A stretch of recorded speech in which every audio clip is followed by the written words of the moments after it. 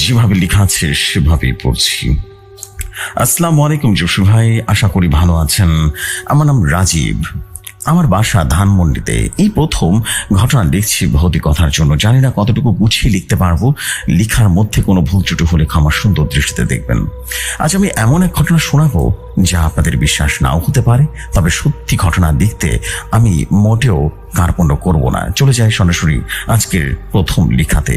আমার নাম রাজীব, আমার বাড়ি বাংলাদেশের দক্ষিণাঞ্চলের একটি গ্রাম। নামটা বলছি না কারণ এখনো সেখানকার মানুষ এই ঘটনায় ভয় থেকে পুরোপুরি মুক্ত হতে পারেনি। আমি পেশায় একজন স্কুল শিক্ষক। ঘটনাটি ঘটেছিল 2018 সালের অক্টোবর মাসে। আমি তখন সদ্য বদলি হয়ে এই গ্রামে এসেছি। গ্রামটা সাধারণ ছিল, চারপাশে ধান ক্ষেত, মাঝে মাঝে নারকেল আর তাল গাছের ছায়া। তবে যেটা অস্বাভাবিক সেটা হলো গ্রামের এক প্রান্তে একটা পুরনো কুড়ে ঘর, তার পেছনে দাঁড়িয়ে থাকা একটা বিশাল কৃষ্কায় জড়ানো শিকড় পাতায় ঢাকা গাছ। দূর থেকে দেখলে মনে হতো যেন কোনো মৃত প্রাণীর হাড়কোড় দাঁড়িয়ে আছে। মানুষ গাছটার নাম দিয়েছে শয়তানের গাছ। প্রথম আমি এসব কুসংস্কার বলে উড়িয়ে দিতাম, কিন্তু একদিন যখন স্কুল থেকে ফেরার সময় ওই গাছের পাশে দিয়ে হেঁটে যাচ্ছিলাম, তখন আমার মনে হলো গাছটার নিচে কেউ বসে বসে কাঁদছে। আমি থামলাম। কে ওখানে? আমি জিজ্ঞেস করলাম। কোনো উত্তর নেই, শুধু পাতার হালকা নাড়া, যেন কেউ হঠাৎ করে গাছের পেছনে সরে গেল। আমি গলা ফাটিয়ে ডাকলাম, এই যে, কে আছো ওখানে? এবারও কোনো সারা শব্দ নেই। হঠাৎ করে বাতাস একদম যেন থেমে গেল। গায়ের পশম খাড়া হয়ে উঠল। মনে হলো কেউ আমার ঘাড়ের পেছনে নিঃশ্বাস ফেলছে। আমি দ্রুত পা চালিয়ে সোজা বাসায় ফিরে এলাম। সেদিন রাতে কেউ ঘুমাতে পারেনি। দরজা জানালার বাইরে সেই গাছটার যেন তাকিয়ে আছে আমাকে। অন্ধকারেও তার রূপরেখা স্পষ্ট। পরদিন স্কুলে গিয়ে সহকর্মী জাহাঙ্গীর স্যারের সাথে ঘটনাটা বললাম। উনি একটু অবাক হলেন না, বরং নিচু গলায় বললেন, তুমি ওই গাছের পাশে গিয়েছিলে? ভাগ্য ভালো যে বেঁচে গিয়েছিলে। মানে ওখানে গেলে কি হয়? ও গাছের নিচে যতজন বসেছে তাদের কেউ আর ঠিকঠাক মতো সুস্থ হয়ে বেঁচে ফিরেনি। কেউ পাগল হয়ে গেছে, কেউ আত্মহত্যা করেছে। আর ওই গাছটা নাকি একটা সময় আগে তান্ত্রিক পুঁতে রেখেছিল শয়তানকে বশ করার জন্য। আমি অবিশ্বাস করলাম, কিন্তু ভেতরে কোথাও যেন কাঁপুনি ধরল। রাত 1টার সময় হঠাৎ ঘুমটা ভেঙে গেল। ঘরে হিমশীতল বাতাস। জানালা আমি বন্ধ করে শুয়েছিলাম, কিন্তু খুলে গেছে কখন যেন। পর্দা উঠছে, ঘর জুড়ে গাছের পাতার শব্দ।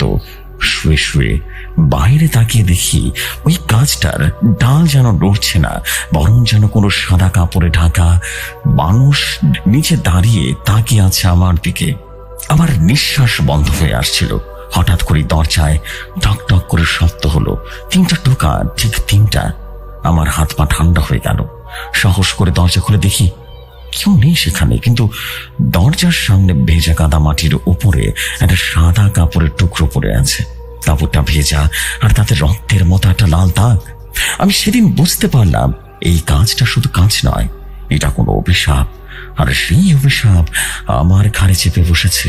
সেদিন রাতের ঘটনার পর আমার শরীরটা একদম দুর্বল হয়ে গেছিল। কাশি, জ্বর আর ঘন ঘন দম বন্ধ হয়ে আসার মতো অনুভূতি হচ্ছিল। আমি অফিসে যেতে পারিনি। দিনের আলোতে অদ্ভুত ভয় পেতাম। মনে হতো জানা পর্দার ফাঁক দিয়ে গাছটা আমার দিকেই তাকিয়ে আছে। আমার বাসা থেকে সেই গাছের দূরত্ব বড়জোর 150 গজ।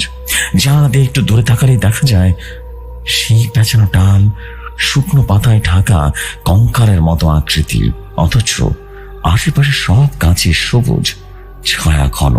আমি ঠিক করলাম এই গাছটা সম্পর্কে জানতে হবে, শুধু ভয় পেলে চলবে না। জানতে পারলাম বছর 10 আগে এই গাছের পাশে একটা টিনের ঘরে থাকতো একজন বুড়ো মানুষ। গ্রামের সবাই তাকে ডাকতো ঘোর প্যাচ তান্ত্রিক নামে। লোকটা নাকি ভোরে ঘুমাতো আর রাত ভোর গাছের নিচে ধূপ জ্বালিয়ে কিছু মন্ত্র পড়তো। কেউ তাকে কিছু জিজ্ঞেস করলে বলতো এই গাছের নিচে 7টা আত্মা শুয়ে আছে, আমার বন্ধুরা। সে মারা যায় 2013 সালে। তার মৃত্যু একদিন পরে কেউ একজন এসে তার ঘরটা ভেঙে দেয়। বুঝলাম এই গাছের সাথে তান্ত্রিকের সরাসরি সম্পর্ক আছে। অনেক খুঁজে সেই তান্ত্রিকের একমাত্র ছেলে হাসানকে খুঁজে বের করলাম। সে এখন পাশের উপজেলার বাজারে এক হোটেলের রান্নার কাজ করে। আমি গিয়ে তার সঙ্গে দেখা করলাম। আমি জিজ্ঞেস করলাম, তুমি কি সত্যি জানো এই গাছটা কি? হ্যাঁ। হাসান চুপ করে থাকলো কিছুক্ষণ, তারপর বলল, আপনি কখনো দেখেছেন গাছ নিজে নিজেই কাঁদে? আমি যেন থমকে দাঁড়ালাম। আমি অনেক রাতে দেখেছি ওই গাছের পাতা নিজের মতো কাঁদছে না, বরং কাঁদছে। আব্বা বলতো ওখানে নাকি 7 জন পাখরি আত্মা ঘুমিয়ে আছে। ওদের নাম না নিতে, না ডাকতে ওরা নাকি মানুষকে ডাকে, আর কেউ ডাকে ফিরলে সে আর নিজের থাকে না। আমি যেন হতভম্ব হয়ে গেলাম, কিন্তু এত বড় ব্যাপার কেন কেউ থামায়নি? তিনি বললেন, গ্রামের প্রতিটা মানুষ ভয় পায়, আপনি ওদের সামনে গিয়ে ডাকতে বুঝবেন তাদের ডাক শুনছেন। বলেই সে উঠে গেল, আর একটা কথাও বলল না। এরপর আমি গ্রামের এক প্রবীণ মানুষ রমেশ মাস্টারের কাছে গেলাম। উনি বছর 4 আগে অবসর নিয়েছেন। যখন শুনলেন আমি ওই গাছ নিয়ে জানার চেষ্টা করছি, চুপ করে অনেকক্ষণ বসে রইলেন। তারপর বললেন, আমার ছাত্র জাহাঙ্গীরকে মনে আছে তো? সে ছিল খুব মেধাবী ছেলে। হঠাৎ একদিন রাত 3টায় তার বা দেখতে পেল সে খালি গায়ে ঘরের মধ্যে হাঁটছে আর গাছের দিকে তাকাচ্ছে। মাঠে কিছু থামাতে পারেনি। তারপর ওই গাছের নিচে বসেছিল। পরদিন সকালে তার লাশ পাওয়া গেল, চোখ খোলা, মুখে হালকা হাসি, আর কপালে মাটি দিয়ে আঁকা কি যেন অদ্ভুত চিহ্ন। আমার গলাটা শুকিয়ে গেল। আপনারা কিছু করলেন না? রমেশ মাস্টার বললেন, করেছিলাম। ঢাকার এক হুজুর আনানো হয়েছিল, গাছটা কাটার চেষ্টাও হয়েছিল, কিন্তু তার আগে রাতেই হুজুর নিখোঁজ হয়ে গেল। তার কেবিন থেকে শুধু এক টুকরো কাটা দড়ি পাওয়া গিয়েছিল। সেই রাতেই প্রথমবারের মতো আমি সেই রাতটা শুনলাম। বাতাসে কোনো শব্দ নেই। তখন রাত 2টো বাজে। জানালার পাশে বসে আছি, হাতে কোরআন শরীফ। হঠাৎ বাইরে থেকে বিহি কণ্ঠের একটা বেঙ্গি কণা শোনা গেল, রাজীব, রাজীব, ওই যে তুমি। একবার নয়, টানা বারবার একই গলা, একই টোন। আমি জানালা খুলে দেখলাম না, বরং পর্দাটা টেনে বিছানায় শুয়ে পড়লাম। কিন্তু তখন দরজার ঠিক নিচে দিয়ে দেখা গেল বাইরে কারো ছায়াটা এক পা করে ঘুরে বেড়াচ্ছে আমার বারান্দাটায়। তার পরনে কাপড় মাটিতে গড়াগড়ি খাচ্ছে, এবং তার পায়ের নখ লাল রক্তাক্ত তীক্ষ্ণ হয়ে গেছে। পরদিন সকালে আমি গ্রামবাসীদের ডাকি একটা সভা ডাকলাম। সবাইকে জানালাম গাছটা কেটে ফেলতে হবে। ভয় পেয়ে থাকলে চিরদিন এই গাছেই মানুষ মরবে। সবাই প্রথমে ভয় পেয়ে পেছনে সরে গেল, কিন্তু তারপর একজন উঠে বলল, আমি গাছ কাটবো। লোকটার নাম ইসমাইল। সে কুড়ার দোকানে কাজ করে। পরদিন সকালে আমরা একসাথে গাছের সামনে গেলাম। ধূপ, পানি পড়া, আয়াত সব পোড়া হচ্ছিল। ইসমাইল এক কোড়াল মারতেই আচমকা হওয়ার মতো একটা ধোঁয়া বের হলো গাছের গা থেকে। আর পরদিন ইসমাইলকে পাওয়া গেল পাশের পুকুরে, গলার ভিতরে মাটি ধরা, চোখ খোলা আর ঠোঁটের কোনো খিঁচুনি অবস্থায়। ইসমাইলের মৃত্যুর পর পুরো গ্রাম যেন থমকে গেল। লোকজন আবারও আগের মতো গাছটিকে এড়িয়ে চলতে লাগলো। কেউ আর গাছটা কাটার কথা মাথা আনল না, বরং ইসমাইলের জানাজার দিন লোকেরা মুখে মুখে বলাবলি করছিল, যারা গাছের গায়ে হাত দিয়েছে কেউ বেঁচে ফেরেনি। কিন্তু আমার ভেতরে যখন ভিন্ন এক আগুন ঝুলছিল। আমি জানতাম ইসমাইল গাছটা কাটতে চায়নি। কারো কথা শুনে তার মেয়ে কয়েক মাস আগে ওই গাছের পাশ দিয়ে যাওয়ার পর থেকে কথা বলা বন্ধ করে দেয়। পাগলের মতো শুধু বলতো, ওখানে একটা মহিলা বসে আছে, আর সে হাতে ডাকে। ইসমাইল নিজের মেয়েকে ফেরাতে চেষ্টা করে গিয়েছিল, আর শেষ পর্যন্ত প্রাণ হারালো। আমি চেক করলাম এই ঘটনার শেষ আমাকে টানতেই হবে। হ্যাঁ, ভয় করছিল প্রচন্ড, কিন্তু একটা অদ্ভুত নেশা, এক ধরনের টান মনে হচ্ছিল। আমি না গেলে কিছুই শেষ হবে না। শুক্রবার রাত 1:17 আমি একা বের হলাম। গায়ে চাদর জড়ানো, হাতে টর্চ, পকেটে তাবিজ আর পবিত্র আয়াতের কাগজপত্র। পা টিপে টিপে এগিয়ে গেলাম সেই গাছের দিকে। অন্ধকারে গাছটা যেন কোনো বিশাল জীবিত কঙ্কাল। মাটির নিচ থেকে শিকড় উঠে এসেছে। কিছু জায়গায় করে যাওয়া মানুষের চামড়ার মতো থলথলে দাগ। আমি থেমে দাঁড়ালাম, চারদিকে স্তব্ধ।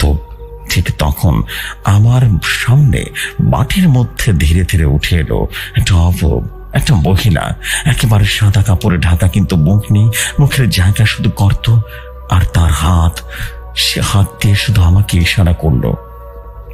আমি যেন আয়াত পড়তে লাগলাম, কণ্ঠ শুকিয়ে এসেছে। সে সামনে এগুচ্ছে, শব্দহীন ভাবে যেন ভাসছে সে। আমি দৌড়ে পালাতে চাইলাম, কিন্তু পা দুটো যেন গেঁথে গেছে। ঠিক তখন হঠাৎ পেছন থেকে কেউ একজন আমার কাঁধে হাত রাখলো। আমি পেছনে ঘুরে তাকে দেখি, এটা কি? এটা তো আমার মা। তিনি বললেন, তুই এখানে কি করছিস রাজীব? কিন্তু আমার হঠাৎ করে মনে হলো, মা তো মারা গিয়েছেন 3 বছর আগে, তিনি তাহলে এখানে এলেন কিভাবে? আমার আর বোঝার বাকি রইল না এটা কি ছিল। আমি যেন চিৎকার করে জ্ঞান হারালাম। জ্ঞান ফিরে পেতেই পরদিন সকালে মসজিদের ইমামের কাছে চলে গেলাম। উনি আমাকে বললেন, তোমাকে একটা পিচ্ছি খালেদ ওখান থেকে টেনে নিয়ে এসেছে, বুঝতে পেরেছ? ও বলেছিল আপনি গাছের সামনে পড়েছিলেন আর মুখ দিয়ে ফেনা বেরোচ্ছিল, আপনার হাতের তালুতে কিছুটা লেখা ছিল, দেখা ছিল তুই আবারও আসবি। আমি তাকিয়ে দেখলাম, হ্যাঁ সত্যি আমার তালুতে মাটি দিয়ে আঁকা একটা বাক্য, এটা আমি দেখিনি। এরপর আমি জানতে পারলাম এক ভয়ঙ্কর ইতিহাস। সেই গাছ আসলে এক গণকবরে রোপণ করা হয়েছিল। ব্রিটিশ আমলের সময় এখানে 7 জন লোককে একসাথে পুড়িয়ে মারা হয়েছিল, কারণ তারা এক ব্রিটিশ সাহেবের বিরুদ্ধে বিদ্রোহ করেছিল। লোকজন বিশ্বাস করত তারা সবাই মারা গেলেও আত্মা গাছের মধ্যে আটকে গেছে। পরবর্তী প্রজন্মে একজন তান্ত্রিক সেই গাছকে বানায় তার তান্ত্রিক শক্তির উৎস হিসেবে। প্রতি রাতে সে আত্মাদের তালিম দিয়ে ব্যবহার করত, আর মৃত্যুর পর তার আত্মাও এই গাছে বন্দী হয়ে পড়ে। গাছটি এক ধরনের আত্মহরণকারী কু আত্মাতে পরিণত হয়েছে, যা মানুষের মস্তিষ্ককে ভয়ে টেনে নেয়। তার স্মৃতি, শহর সব যেন চুষে নেয়। শেষ পর্যন্ত শরীরটাকে ফেলে রাখে, আত্মাটাকে নিজের ভেতরে রেখে নেয়। যত কিছুই হোক, আমি ঘটনার রেশ কাটিয়ে উঠতে পারলাম না। 3 সপ্তাহ পর হঠাৎ গ্রামের এক মেয়ের হঠাৎ আত্মহত্যার খবর আসে। সেদিন ইসমাইলের মেয়ে যার কথা বলা বন্ধ করে দিয়েছিল, সে শুধু রেখে গিয়েছিল একটা ডায়েরি, যেখানে এক লাইন বরাবর লেখা, আমি দেখেছি সেই গাছ হাসে আর হাসে হাসে বলে, আরেকজন এসো, আরেকজন এসো। আমি এই গাছ ছেড়ে চলে এসেছি। এখন আর গ্রামের কেউ ওই রাস্তা ধরে হাঁটে না। স্কুলের রাস্তা ঘুরিয়ে সে ইউনিয়ন পরিষদ। তবে মাঝে মাঝে রাতে আমি এখনো সেই শব্দ শুনি, সেই কণ্ঠস্বর, রাজীব তুই আমার কথা শুনেছিস? আবারও আয়। ঘুম থেকে উঠে দেখি জানালার পাশে রাখা গ্লাসে অর্ধেকটা খালি, আর বাতাসে একটা পাতার দোল খাচ্ছে। যে সময় এটাই ছিল আমার লেখা গল্প। যদি গল্পটি ভালো লাগে পড়ে শোনাবেন। এমন সব ক্রিপি গল্প আমার কাছে অনেক আছে, সময় করে সবই লিখে পাঠাবো। আসসালামু আলাইকুম, ভালো থাকবেন ভাই। আমি রাজীব বলছিলাম। এই জিনের কাছের সম্পর্কে যদি আরো কিছু তথ্য পাই তাহলে অবশ্যই জানাবো। আসসালামু আলাইকুম, ভালো থাকবেন সবাই।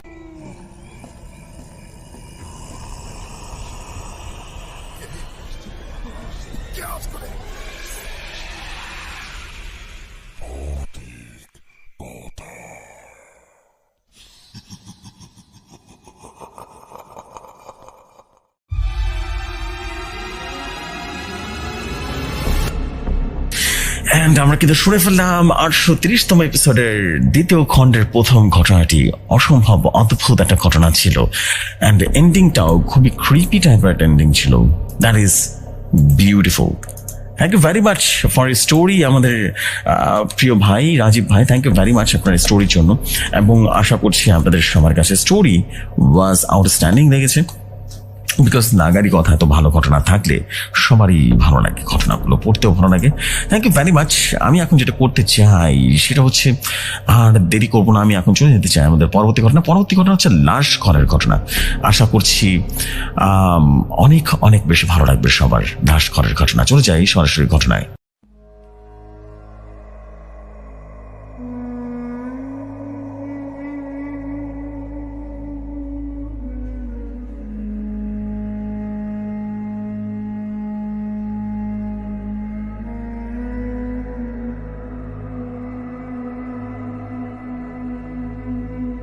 যেভাবে লেখা আছে সেভাবেই পড়ছি। আমার নাম রায়হান, বয়স এখন 23। কিন্তু এই ঘটনাটি ঘটেছিল সেই সময় যখন আমি মাত্র অনার্স ফাইনাল ইয়ার শেষ করে চাকরির জন্য হন্য হয়ে ঘুরে বেড়াচ্ছিলাম। ঢাকা থেকে ক্লান্ত হয়ে একটা সময় ফিরে গেলাম আমাদের ছোট্ট জেলা কুমিল্লায়। ভাবলাম হয়তো এখান থেকে সরকারি বা সেমি গভর্নমেন্ট জব জোগাড় করা যাবে। আমার বড় মামা ছিলেন এক ক্লিনিকে সিনিয়র অ্যাসিস্ট্যান্ট। তিনি একদিন বললেন, দেখ, তোকে যদি কিছু অভিজ্ঞতা নিতে হয় তাহলে আমাদের এখানে একটা অস্থায়ী কাজ আছে। লাশ ঘরের কেয়ারটেকারের ছেলেটা গতকাল হঠাৎ করে চলে গেছে, বুঝলি? কেউ নেই এখন দেখাশোনা করার। তুই যদি কিছুদিন দেখাশোনা করতে পারিস বেশ কিছু টাকা পেয়ে যাবি। আমি একটু থমকে গেলাম। লাশ ঘর মানে মর্গ, এই জায়গায় কাজ? ভয় লাগলেও মাথার ভেতরে তখন একটাই চিন্তা, টাকা এবং অভিজ্ঞতা। আর এই তো কাজ, তো শুধু লাশ ঘরের সামনে বসে থাকা, কেউ ডাকলে রেজিস্টার লিখে দেয়া, দরজা খোলা বন্ধ করা, আর মাঝে মাঝে ডাক্তারকে সাহায্য করা। ভয়ের কি আছে? কিছুই নেই। এটাই আমার সবচেয়ে বড় ভুল ছিল। আমি রাজি হয়ে গেলাম। জায়গাটার নাম ছিল মোহনা ক্লিনিক, ছদ্মনাম। ছোট মাঝারি মানের একটা ক্লিনিক, তার পাশে লাগোয়া একটা ছোট্ট একতলা বিল্ডিং, যেখানে বলে সবাই এটাই লাশ ঘর, মানে হাসপাতালের অফিসিয়াল মর্গ। সেখানে কোনো সারাদিনের চিৎকার চেঁচামেচি নেই। খুব নিস্তব্ধ এক ধরনের অদ্ভুত গা ছমছমের নীরবতা। ছাদে চলছে একটা নীল বাতি, রাতে ওই বাতিটাই জ্বলতে থাকে। প্রথম দিন বিকেলে যখন ক্লিনিকে এলাম, ম্যানেজার সাহেব বলে দিলেন, রায়ান, তুই শুধু রেজিস্টার লাশ আসা যাওয়া দেখবি, দরজা খুলবি, আর কেউ ডাকলে ডাক্তারদের খবর দিবি, কেমন? আর একটা কথা, রাত থাকতে লাশ ঘর বন্ধ করে বেরিয়ে যাস। রাতে কখনো একা ভেতরে যাস না। আর কিছু হলেও ভেতরে ফ্রিজওয়ালা লাশগুলো খুলে দেখার কোনো চেষ্টাও করবি না। যা দেখবি তাতে তোর ঘুম তো হারাম হয়ে যেতে পারে, বললাম, সাবধান করে দিলাম। আমি একটু হেসে বললাম, আচ্ছা স্যার, চিন্তা করেন না। ভেতরে ঢুকি প্রথমবারের মতো মনে হলো জোরে একটা শীতল বাতাস চলে এসেছে। দেওয়ালে ঝুলছে 3টে স্টিলের গেট, ফ্রিজার ঢাকা, 3টায় 3টা লাশ রাখা আছে। তার নিচে একটা টেবিল, সাইডে ধাতব ট্রে, যেটায় কোনো কিছুই রীতিমতো কাটা ছেঁড়া বা নমুনা সংগ্রহের সময় ব্যবহার করা হয়। সেদিন প্রথম কোনো লাশ ছিল না। আমি জানালা খুলে বসলাম, খাতা কলমে আগের রেজিস্টার ঘাটলাম। সন্ধ্যা 6টা পেরোতেই মনে হলো জায়গাটা একটু অন্যরকম হয়ে যাচ্ছে। চারদিকে ঝিঝি পোকার আওয়াজ, পাশের ক্লিনিকের ভিড়ও কমে গেছে। রাত 8টার থেকে আমি দরজা তালা মেরে রীতিমতো বের হয়ে এলাম। চলে যাওয়ার সময় পাশ ফিরে দেখি ফ্রিজার গেটগুলো মাঝখানে কাঁপছে খুব আস্তে আস্তে। বাতাস নয়, যেন ভেতর থেকে কেউ ধাক্কা দিচ্ছে। আমি দ্রুত পা বাড়ালাম। পরদিন সকালে ফিরে এসে দেখি মর্গের দরজার সামনে ভিড়। একজন পুরুষ মারা গেছেন স্ট্রোক করে। লাশটা রাখা আছে স্টিলের টেবিলে। তার স্ত্রী, ছেলেমেয়ে সবাই কান্না করছে। আমি গেট খুলে দিলাম। ভেতরে ভেসে বেড়াচ্ছে একটা গন্ধ, না পুরো পচা না পুরো জীবিত শরীর, মাঝখানে একটা অদ্ভুত গন্ধ, যেন সময় আটকে গেছে। ডাক্তার এসে লাশ চেক করে বললেন, রায়হান, লাশটা ফ্রিজে ঢুকিয়ে দে। আমি সিকিউরিটির সাথে মিলে ফ্রিজে ঢুকিয়ে দিলাম। তারপর সেদিন রাত 8টায় আবারও আমি তালা লাগিয়ে বের হয়ে গেলাম। কিন্তু সেই রাতে শুরু হলো আমার জীবনের সবচাইতে ভয়ঙ্কর অভিজ্ঞতা। দ্বিতীয় রাত চলে এলো। মাঝরাতে হঠাৎ ঘুমটা ভেঙে গেল। সে রাতে আমি মর্গে ছিলাম না। আমাদের বাড়ির পাশে ছিল বাসা, তাই রাতে ফিরে যায় সব সময়। কিন্তু হঠাৎ করে যেন কেউ আমার কানে ফিসফিস করে বলল, দরজাটা খোল, আমি এসেছি। আমি চমকে উঠলাম। ঘুরতে দেখে রাত 3টা 27 মনে হলো ঘরের একটা কোনায় অন্ধকারটা একটু বেশি ঘন হয়ে গেছে। আমি উঠে দাঁড়িয়ে লাইটটা জ্বালালাম, কিছুই নেই। পরদিন সকালে কাছে গিয়ে দেখি মর্গের সামনে তালা দেওয়া ছিল ঠিকই, কিন্তু ভেতরে মাঝের ফ্রিজারের দরজাটা খোলা। আমার পায়ে তখন বরফে ঠান্ডা হয়ে গেছে। তালা তো ঠিকই ছিল, তাহলে ভেতর থেকে দরজা খুললো কি? চোখ বড় বড় হয়ে দেখলাম রেজিস্টারের শেষ পাতায় লাল কালিতে লেখা একটা লাইন, রায়হান, তুমি দেরি করেছো। আমি তড়ি হড়ি করে পাতা উল্টাতে দেখি, না, এটা আমি দেখিনি, আমার হাতের লেখা নয় এটা। তৃতীয় দিন সকালে হঠাৎ করে আমার ফোনে একটা কল আসলো। নাম্বারটা আননোন। ধরতেই শুধু একটা গলা শোনা গেল। আমি ঠান্ডা, খুব ঠান্ডা। তুমি কেন ফ্রিজারে বন্ধ করেছো? আমি ভয়ে ফোনটা কেটে দিলাম। নাম্বারটা বারবার আসে, শেষে ফোনটা বন্ধ হয়ে করে ফেলি। সেই রাতে আমি সিদ্ধান্ত নিই, সাহস করে আবারও একবার মর্গে রাত কাটাবো। ভেতরে যা হচ্ছে সেটা আমার ব্যাখ্যা করতেই হবে। আমি রাতে তালা খুলে ঢুকে পড়লাম। ভেতরে ঢুকে দেখি ফ্রিজার থেকে ঠান্ডা হাওয়া নয়, বরং এক ধরনের ঘন কালো ধোঁয়া বের হচ্ছে ধীরে ধীরে। ফ্রিজার দরজাটা খুলে গেল। তারপরে যেটা দেখলাম, একটা 5 গলা লাশ, মুখটা রীতিমতো ঢাকা কাপড় দিয়ে, কিন্তু কাপড়টা সরে গেল হাওয়ার ঝাপটায়। সেই লাশের মুখে আমার নিজের মুখের মতো। আমি পিছনে হেরে পড়ে গেলাম। হাতের টর্চ গিয়ে নিভে গেল। তখন মনে হলো কি একজন আমার কানের পাশে এসে রীতিমতো ফিসফিস করে বলছে, তুই যদি দেখতে চাস তাহলে শেষটা দেখে যা। আমি অজ্ঞান হয়ে যাই। ভোর 5টায় চোখ খুললাম মর্গের সিঁড়ির পাশে। ক্লিনিকের সিকিউরিটি আমাকে পানি খাওয়াচ্ছিল। রায়হান ভাই, আপনি ভিতরে কি করছিলেন? আপনার চোখ থেকে রক্ত পড়ছিল, আর দরজাটা ভেতর থেকে বন্ধ ছিল। আমি কিছুই যেন বলতে পারছিলাম না। পরদিন আমি মর্গের ভেতরে একটা পুরনো আলমারি খুলে ফেলি। সেখানে একটা পুরনো গাড়ি ছড়ানো রেজিস্টার পাই। প্রথম পাতায় লেখা 1992 সাল থেকে এখানে রাখা সব মৃতদের সত্য কাহিনী, আর নিচে লেখা সব লাশের গল্প শেষ হয় না, কেউ যেন ফিরে ফিরে আসে। আমি হাত কাঁপতে কাঁপতে পাতা উল্টাতে থাকি। একটা পৃষ্ঠায় দেখি নাম রায়হান হোসেন, কার্যকাল 4 দিন, পরিণতি নিখোঁজ, মৃতদেহ মেলেনি, তারিখ আগামীকাল। আমার বুক যেন কেঁপে উঠল। আমি তো মাত্র 3 দিন হচ্ছে আমার এখানে আসা। আমার ক্লিনিক ম্যানেজার অনুমতি নিয়ে পুরনো সিসিটিভি খুঁজে দেখতে শুরু করলাম। প্রতি রাতে যখন আমি চলে যেতাম তখন একটা কালো ছায়ামূর্তি মর্গের ভেতরে চলাফেরা করত। ফুটেজে স্পষ্ট দেখা গেল একদিন আমি মর্গে তাড়া দিয়ে বের হই।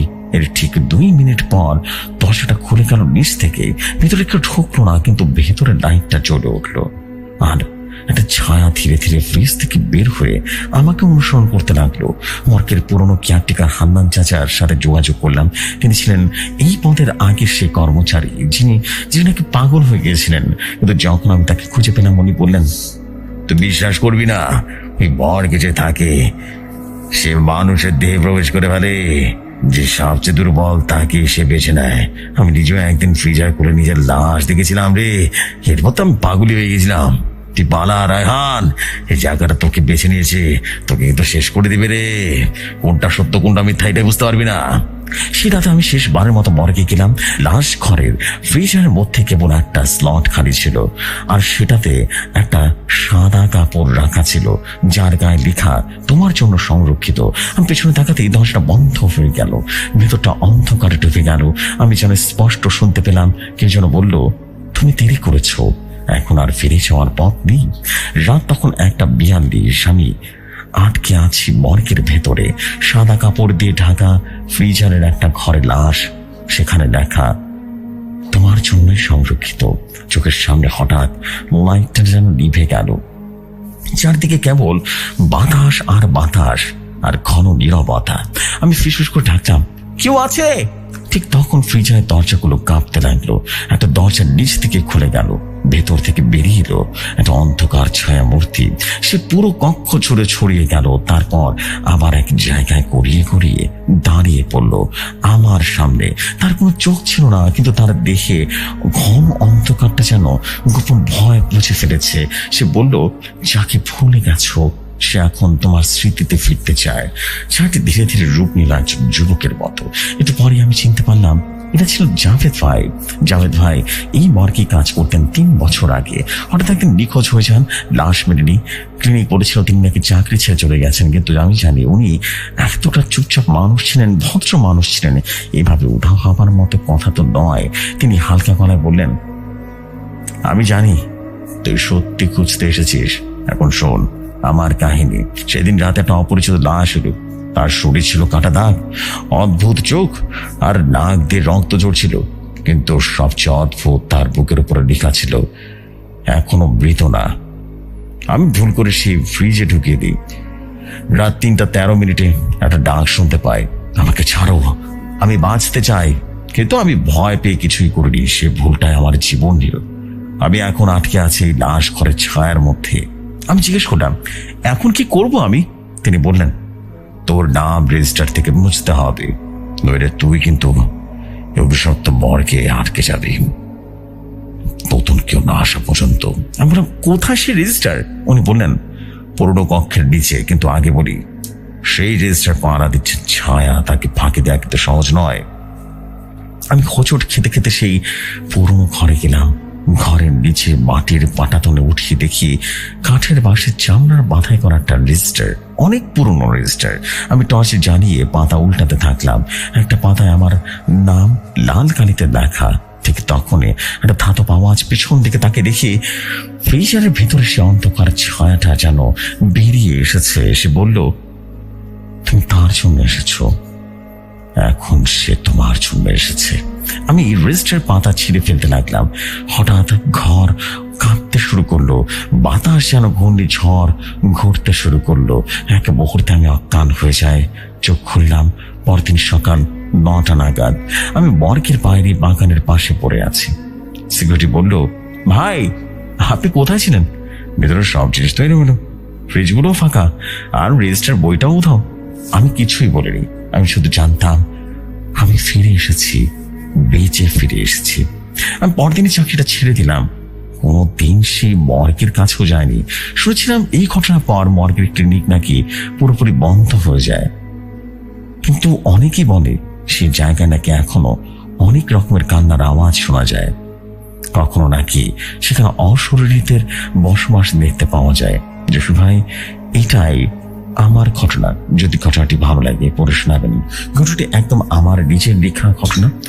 বিশ্বাস করা বা না করাটা কিছুই নেই, আমার জাস্ট ইচ্ছা ছিল আপনাকে একটা ঘটনা পাঠানো। ঘটনাটি ভালো লাগবে পড়ে শোনাবেন। আসসালামু আলাইকুম।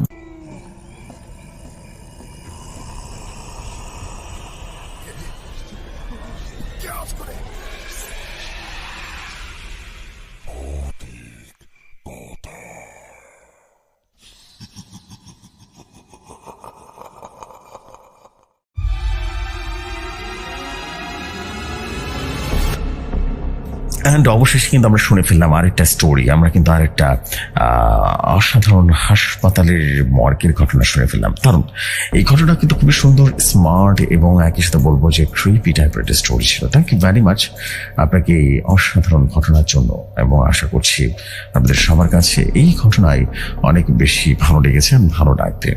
সো আমরা এখন চলে যাবো আমাদের পরবর্তী স্টোরিতে। আশা করছি পরবর্তী স্টোরি আপনাদের কাছে অসম্ভব রকম ভালো লাগবে। চলে যাই পরবর্তী স্টোরি।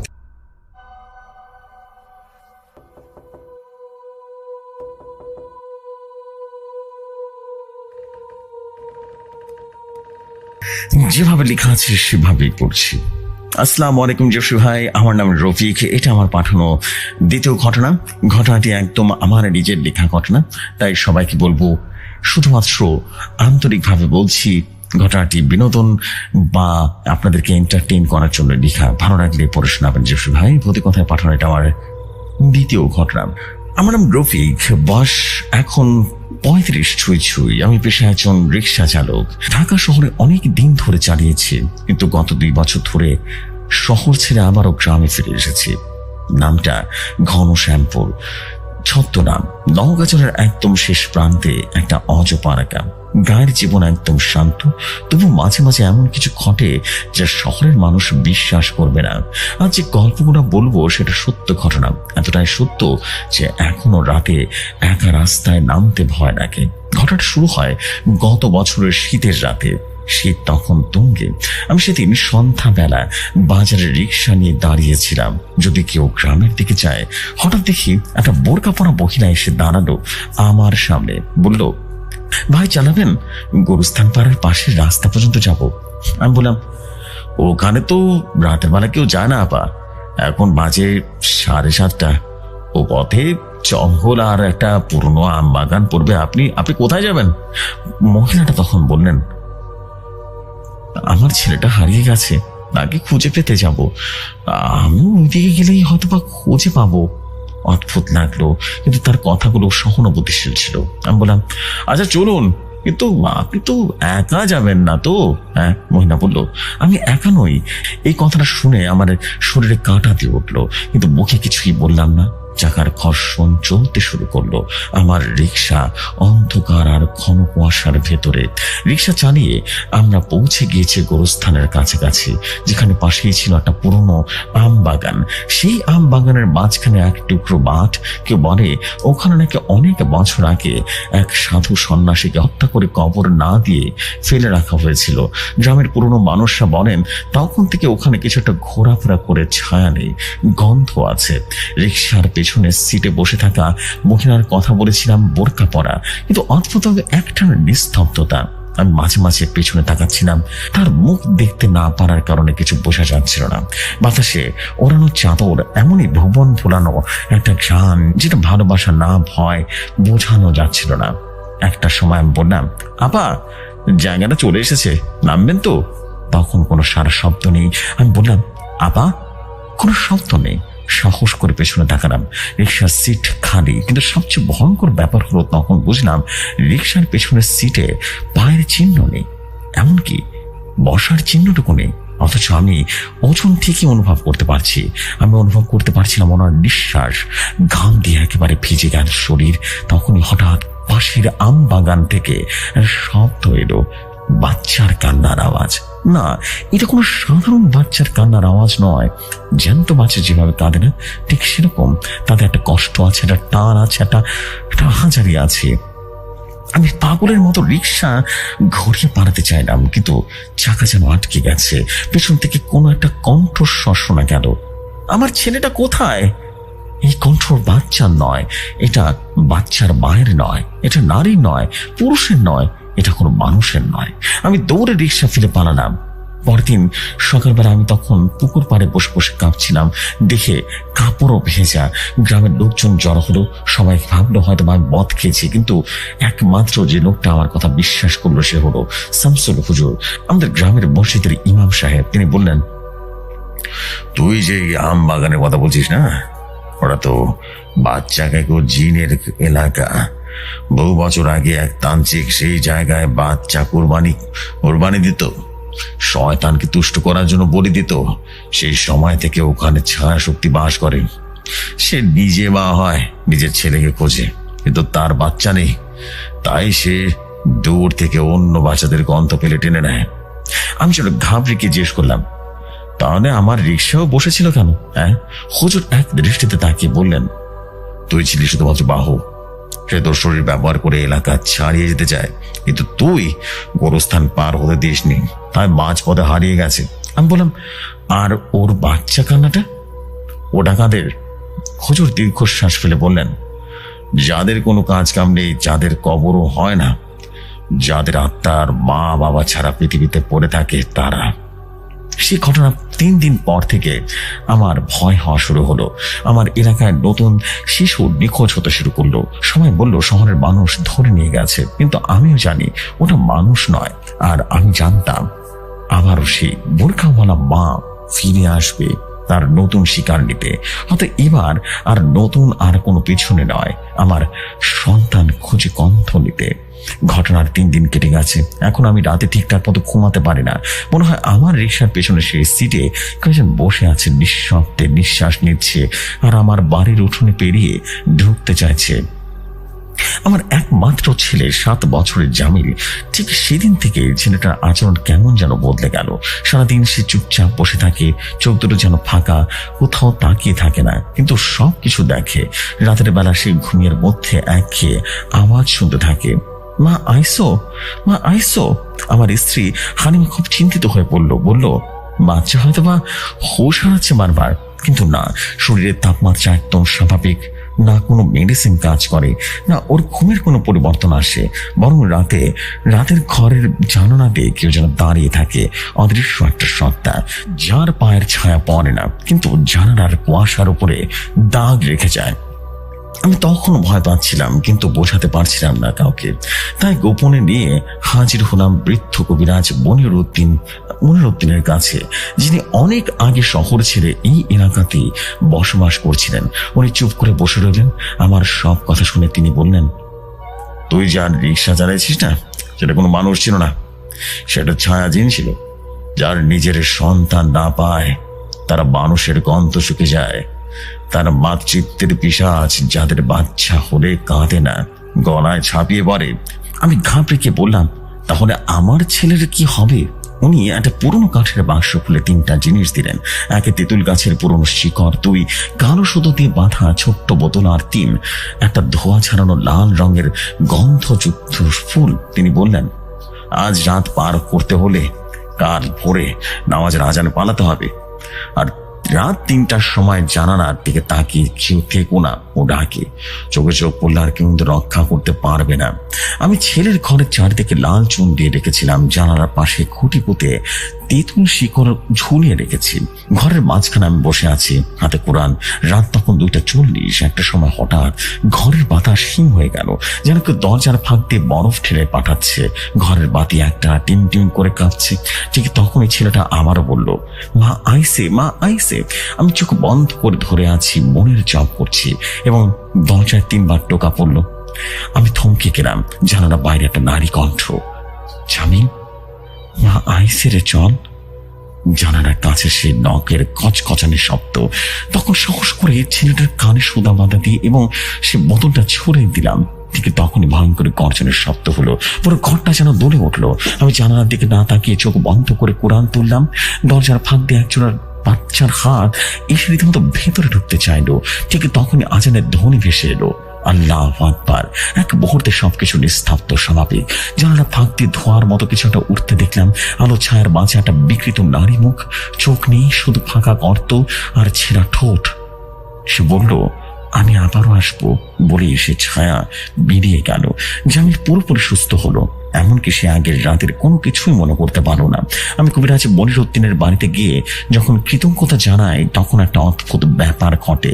তার ঘর খালি ছিল, দরজাটা টানা দেয়া। পাশের লোক বলল, মনির তো 5 বছর আগে মারা গেছে, গোরস্থানের পাশে কবর আছে, দেখেন।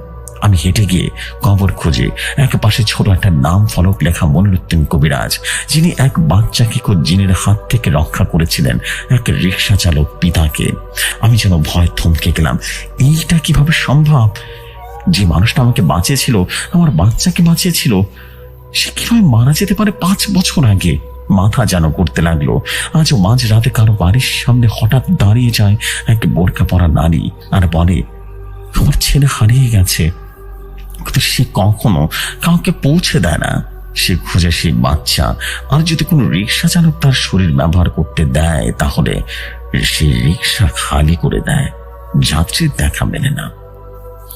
যে সময় এই ছিল ঘটনা। আশা করি ঘটনাটি ভালো লাগলে পড়ে শোনাবেন। এই ছিল বাচ্চা কেকো জিনের ঘটনা। ভালো লাগলে পড়ে শোনাবেন। ভৌতিক কথায়, ভৌতিক কথা দিয়ে বুঝবি হোক। আসসালামু আলাইকুম।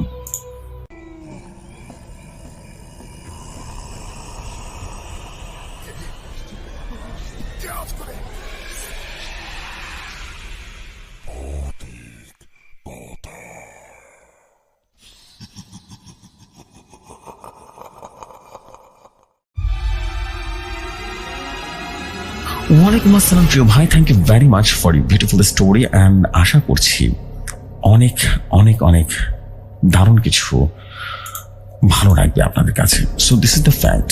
আমি আশা করছি আপনাদের কাছে অনেক বেশি ভালো লাগবে। অ্যান্ড ভালো লেগেছে স্টোরিটা। অ্যান্ড ভালো লাগলেই অনেক বেশি ভালো কিছু আপনাদের জন্য নিয়ে আসবো।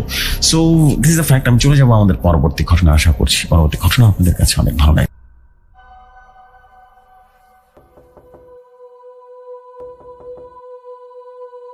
যেভাবে লেখা আছে সেভাবে পড়ছি। তিনি লিখেছেন, আসসালামু আলাইকুম জসুর ভাই, আমার নাম রবিউল হাসান। আমি পেশায় একজন হসপিটালের কর্মী। ঢাকা থেকে সদ্য পোস্টিং হয়ে উত্তরবঙ্গের এক পুরনো জেলা হাসপাতাল, নামটা বলছি না কারণ এই হাসপাতাল এখন নামই হাসপাতাল। ভেতরে কি ঘটে সেটা কেউ জানে না, তবে আমি যেটা দেখেছি সেটা কাউকে বলতে গেলে তারা আমাকে পাগল ভাববে। ঘটনাটা শুরু হয়েছিল 2022 সালের নভেম্বর মাসে। আমার আগের পোস্টিং ছিল ঢাকার বীরপুরে। অনেক ব্যস্ত জায়গা, কিন্তু কাজের পরিবেশ ভালো ছিল। হঠাৎ অফিস থেকে চিঠি আসে, আপনাকে আগামীকাল বদলি করা হলো উত্তরবঙ্গের মেডিকেল হাসপাতাল শাখা 2-এ। প্রথমে শুনে কেমন যেন অজানা ভয় কাজ করলো, কারণ সেই হাসপাতালের নাম আমি আগে শুনেছি। মানুষ বলে এটা একটা শূন্য হাসপাতাল, মানে মানে সেখানে রোগী ভর্তি হয় না, স্টাফ থাকলেও তারা খুব কম সময় সেখানে থাকে। বেশিরভাগ মানুষ রাতের শিফট করতে চায় না, আর আশেপাশের মানুষও ওই হাসপাতালের পাশে রাতের বেলা ঘেঁষতেও চায় না। তবে সরকারি নির্দেশে চাকরি তো বাঁচাতে হবে। গেলাম। নভেম্বরের এক দুপুরে আমি পৌঁছে গেলাম। চারদিকে ধুলো উঠছে। হাসপাতালটা দেখতে কেমন যেন সিনেমার পুরনো সেটের সেই ধুলো পড়া দেয়াল আর ছেঁড়া জানালা, আর হাসপাতাল নামের সাইনবোর্ডটা আধা ভাঙা। সেদিন বিকেল 5টায় ডিউটি শুরু হলো। রেজিস্টার সাইন করতে গিয়ে দেখি গত 3 দিনে কোনো রোগী ভর্তি হয়নি। আমি অবাক, এত বড় হাসপাতাল অথচ শয্যা একেবারে ফাঁকা। সিনিয়র নার্স শামসুন্নাহার ম্যাডাম বললেন, রবিউল, যত তাড়াতাড়ি কাজ শেষ করো ততই ভালো। আর কিছু যদি অস্বাভাবিক লাগে কাউকে কিছু বলবে না, চুপচাপ নিজের কাজ করো। আমি বুঝে গেলাম কিছু একটা রহস্য আড়ালে আছে। রাত 11টা। হাসপাতালের পুরো 2য় তলাটা আমার দায়িত্বে। তবে গেটের বাইরে 2জন নিরাপত্তা কর্মী বসেছিল, আর নিচের ফ্লোরে থাকে একমাত্র ডিউটি ডাক্তার ডক্টর হাফিজ। 11:30 বাজে। আমি মেডিসিন রুম থেকে ইঞ্জেকশন দিয়ে বের হয়েছি। হঠাৎ শুনে একটা মেয়ে কান্না ভেসে আসছে 2য় তলার শেষ করিডর দিক থেকে। আমি থমকে গেলাম। পায়ের শব্দ একবার, তারপর আবার। কান্নাটা ধীরে ধীরে জোরে হয়ে উঠছে, ঠিক যেন একটা বাচ্চা মেয়ের বিলাপ। আমি সাহস করে এগিয়ে গেলাম। দেয়ালে লাগানো একটা কাঁচের জানালার পাশে দিয়ে দাঁড়াতেই হঠাৎ থাপ করে একটা আওয়াজ হলো। ছায়াটা হঠাৎ করে যেন ছুটে গেল। আমি পেছনে ঘুরে তাকালাম, কেউ নেই সেখানে, কিন্তু দেয়ালে তখনও কুয়াশার মতো হালকা একটা নীলচে আলো ঝলক দিয়ে উঠছে, যেন কেউ আমার দিকে তাকিয়ে হাসছে। রাত সেদিন ঘুমহীন কেটেছিল। আমার কেবিনের দরজাটা বন্ধ ছিল, তবুও মনে হচ্ছিল কেউ জানালার ফাঁক দিয়ে তাকিয়ে আছে। বারবার মনে হচ্ছিল কেউ গলার কাছে এসে ফিসফিস করে বলছে, পেছনে তাকাও। কিন্তু যতবার পেছনে ঘুরে তাকায় কিছুই নেই। সকালে উঠে মুখ ধুতে গিয়ে আয়নার নিজের মুখের দিকে আটকে উঠলাম। চোখের নিচে কালো দাগ, ঠোঁট শুকিয়ে পাথরের মতো হয়ে গেছে, যেন বহুদিন ঘুমায়নি। অথচ এইটা ছিল আমার 2য় দিন মাত্র। ডিউটি অফিসারের রুম থেকে দেখতে পেলাম ডেস্কের উপর একটা পুরনো ফাইল রাখা আছে, ধুলো মরা, রীতিমতো তার উপরে কালিতে লেখা মৃত রুম নাম্বার 4। আমার গলা যেন শুকিয়ে এলো। কৌতূহলে ফাইলটা খুললাম। প্রথম পৃষ্ঠায় একটা রোগীর তথ্য দেয়া, সুমনা আক্তার, বয়স 23, ভর্তি তারিখ 2014 সাল, 29 জুন, মৃত্যু স্থান অজানা। অজানা এইটা কেমন কথা? আরো অদ্ভুত একটা বিষয়, রোগীটির ছবির নিচে লেখা ছিল রাত 3টার পর যেন এই ওয়ার্ডে থাকতো তার ঘরে আজও কান্নার শব্দ আসে। মৃত রুম নাম্বার 4, রাত 2:50। জানি আমি যদি এখন ঘুমাতে যাই আবারও সেই ছায়া আমাকে পেছনে রীতিমতো ডাকবে। তাই ফাইল হাতে নিয়ে হাসপাতালের শেষ মাথার রুম নাম্বার 4 দেখতে গেলাম। ওই ওয়ার্ডটা সাধারণত ব্যবহার করা হয় না, দরজাটা তালাবদ্ধ থাকে। তবুও আমি চাবি আনলাম ডাক্তার হাফিজের কাছ থেকে। বলে দিলাম ওষুধ ইনভেন্টরি চেক করব। তিনি একদম হাসেননি, শুধু বললেন, দরজা খুললে ভালো করে বন্ধ করে দিও, ভুলেও পেছনে তাকিও না। কথাটা শুনে রীতিমতো মাথাটা ঘুরতে শুরু করলো। দরজাটা খুলতে গা কাটা দিয়ে উঠলো। ঘরটা ঠান্ডা, কিন্তু বাতাস ছিল না। ঘরের একটা কোণে খালি বিছানা, পাশে ছেঁড়া পর্দা, আর মাঝখানে মেয়ের একটা ছবি হাসি মুখে বসে আছে। ছবির পেছনে লেখা সুমনা 2013। ঘরটা খালি হলেও আমার মনে হচ্ছিল কেউ যেন দাঁড়িয়ে আছে। হঠাৎ করে আমার ফোনের টর্চ নিজে নিজেই নিভে গেল। তারপর যা হলো আমি আজও বলতে পারি না। আলো নিভে যাওয়ার সাথে সাথে আমার সামনে কাউকে হেঁটে যেতে দেখলাম। তার পা ছিল না, শুধু হাঁটু থেকে শরীরটা ভাসছিল। সে ধীরে ধীরে বিছানার দিকে এগিয়ে গেল। কাঁদতে কাঁদতে বলল, আমি এখনো মারা যাইনি, আমাকে খুঁজে পাবে না কেউ। আমি যেভাবে হোক বাইরে এলাম। তবে বের হওয়ার সময় একটু করে কাগজটা পড়েছিল দরজার পাশে। তাতে লেখা ছিল যে আমার ফাইল খুলেছে তার মৃত্যু হবে ঠিক 7 দিনের মাথায়। পরদিন সকালে ডাক্তার হাফিজের কাছে গিয়ে সব বললাম। তিনি ঘরের দরজা বন্ধ করে বললেন, এই হাসপাতাল অনেক পুরনো। 2014 সালে এই মেয়েটি ভর্তি হয়েছিল। তার শরীর ছিল প্রায় অচল। প্যারানরমাল ডিপার্টমেন্ট রিপোর্টে লেখা হয়েছিল তার শরীরে নাকি অন্য আত্মা ঢুকেছিল, আর সে রাতে সে রোগীদের সাথে কথা বলতো। আমার গা যেন শুরু উঠলো। এবং ডাক্তার হাফিজ বললেন, তার মৃত্যুর রেকর্ড আজও পাওয়া যায়নি। আর সবচেয়ে ভয়ঙ্কর বিষয়, প্রতিবার জানাই এই ফাইল খুলেছে 7 দিনের মধ্যে কেউ না কেউ আত্মহত্যা করেছে। আমার গলা শুকিয়ে গেল। তাহলে আমি জিজ্ঞেস করলাম। তিনি বললেন, তুমি কিছুই করতে পারবে না, শুধু একটা কাজ করো, তুমি চাইলে এখান থেকে পা দিয়ে যেতে পারো, কিন্তু ওই রুম আর ফাইল কখনো ভুলে যেও না। সেদিন বিকেলে একটা ফোন কল এলো, অপরিচিত নাম্বার। আমি ধরতে ওদিক থেকে একজন মেয়ে বলল, আপনি কি রুম নাম্বার 4-এর নতুন নার্স? আমি বললাম, কে বলছেন? ওপাশ থেকে বলল, আমি নার্স রুহি, 2018 সালে এখানে ডিউটি করতাম। আপনি যত দ্রুত পারেন হাসপাতাল ছেড়ে দিন, না হলে কিন্তু সময় ফুরিয়ে আসবে আপনার। আমি জিজ্ঞেস করলাম, আপনি এখন কোথায়? ওপাশ থেকে ফিরস করে বলল, আমি তো মারা গেছি রুম নাম্বার 4-এ। আমার ফোনটা যেন কেটে গেল। রাত 3টা বাজে। আমি যেন থরফর করে ভয় ভয় কাঁপতে লাগলাম।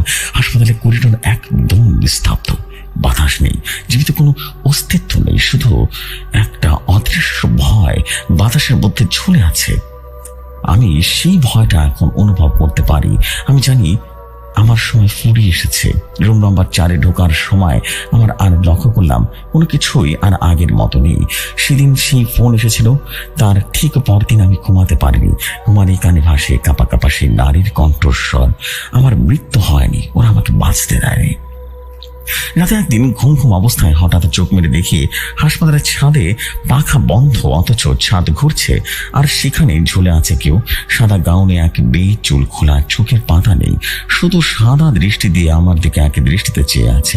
আমি চিৎকার করতে গিয়েও যেন পারলাম না, গলা থেকে কোনো শব্দই বের হলো না। ডাক্তার হাফিজ আমাকে একটা ছোট্ট পুরনো বাক্স দেন এবং বলেন, তুমি সত্যি জানতে চাও তাহলে এইটা নিয়ে যাও, তুমি তো সাবধান। ঘরে গিয়ে বাক্সটা খুলতে দেখি ভেতরে একটা পুরনো ডায়েরি, লেখক রুহি আক্তার। রুহি ছিলেন একটা হাসপাতালের নার্স। তার হাতে ভর্তি ছিল সুমনা নামের একটা মেয়ে। ডায়েরিতে লেখা ছিল, সুমনা তার নিজের নামে পরিচিত থাকলেও সে একা ছিল না, তার ভেতরে আরেকটা কিছু ছিল। সে মাঝরাতে দাঁড়িয়ে জানালার দিকে তাকিয়ে থাকতো আর বলতো, ওরা আসছে, ডাকবে, তোমাকেও ডাকবে। একদিন হঠাৎ করে সে খুন হয়ে যায়, কিন্তু কেউ জানে না কে করেছে।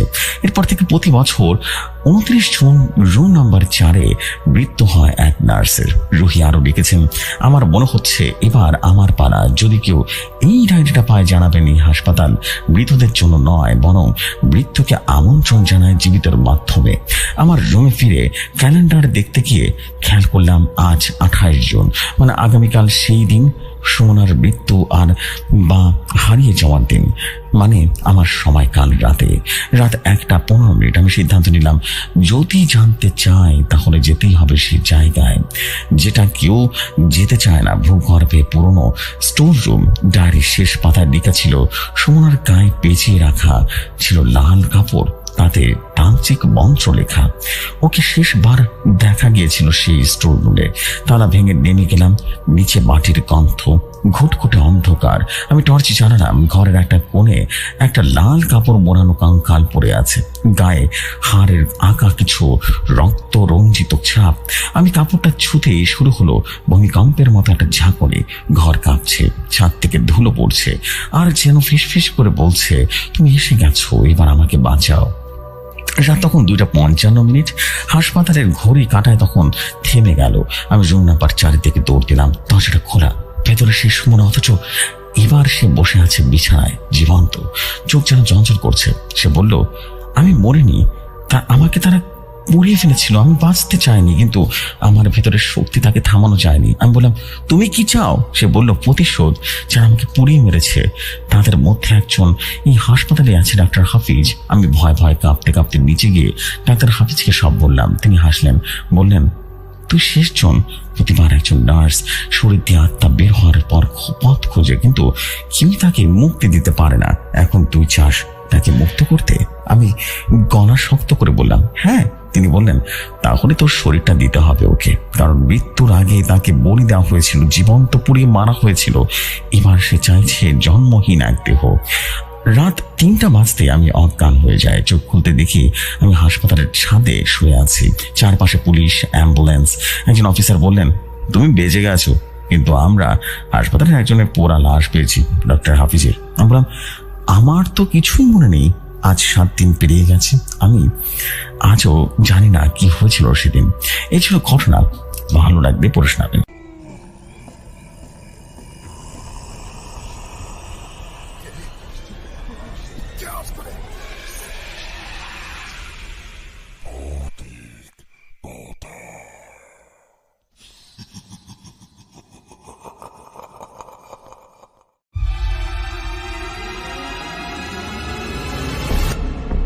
অ্যান্ড শেষ করে ফেললাম আমরা কিন্তু আজকের এপিসোডের সর্বশেষ স্টোরিটাও শেষ করে ফেললাম। অ্যান্ড আশা করছি আপনাদের কাছে খারাপ লাগেনি স্টোরিটা, অ্যান্ড বেশ ক্রিপি একটা ফিল দিয়েছিল কিন্তু স্টোরিটা, রাইট? সো আমি বলবো আপনাদেরকে আপনারা আজকের এপিসোডে কোন স্টোরিটা সবচেয়ে বেশি ভালো লেগেছে। আমার কাছে কিন্তু বাচ্চা খেকো সেই জিনের ঘটনাটা কিন্তু খুব ইন্টারেস্টিং লেগেছিল। অ্যান্ড আপনাদেরকে বলবো যে ডেফিনেটলি আপনারা আপনাদের জায়গা থেকে কমেন্ট করে জানাবেন যে আপনাদের এই ধরনের আরো গল্প প্রয়োজন কিনা বা শুনতে চান কিনা। আমি চাইছি আপনাদের কাছে প্রতিদিনই দারুণ সব ঘটনা, নতুন নতুন ঘটনা আপনাদের কাছে শেয়ার করতে। So this is the fact. আমি শুধু এতটুকুই বলবো যে দারুণ কিছু আপনাদের জন্য অপেক্ষা করছে ইন ফিউচার। আশা করি ভয়ঙ্কর কিছু হবে। সো এই হচ্ছে বিষয়, আমি দেরি করবো না। আমি এখন চলে যাচ্ছি আমাদের পরবর্তী পর্বে বা আগামীকাল আপনাদের সাথে কথা হবে নতুন একটা এপিসোডে, এবং ততক্ষণ পর্যন্ত সবাই ভালো থাকবেন, সুস্থ থাকবেন, অ্যান্ড অবভিয়াসলি ভৌতিকতার সাথে থাকবেন। আসসালামু আলাইকুম, শুভরাত্রি সবাইকে।